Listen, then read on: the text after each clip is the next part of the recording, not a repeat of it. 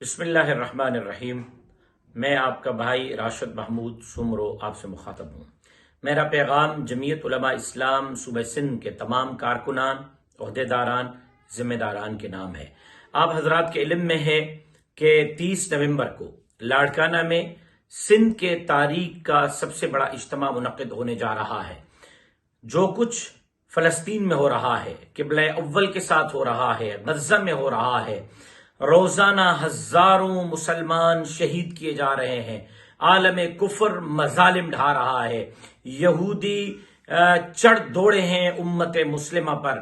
ان تمام چیزوں کے خلاف امت مسلمہ نے ایک آواز بننا ہے، اور اس کے ساتھ ساتھ شہید اسلام، شہید مسجد، شہید نماز، شہید سجدہ علامہ ڈاکٹر خالد محمود سمرو کو خراج تحسین اور خراج عقیدت پیش کرنا ہے۔ میں اپیل کرتا ہوں جمعیت علماء اسلام صوبہ سندھ کے تمام کارکنان کو، عہدیداران، ذمہ داران کو کہ آج سے تیاری کریں۔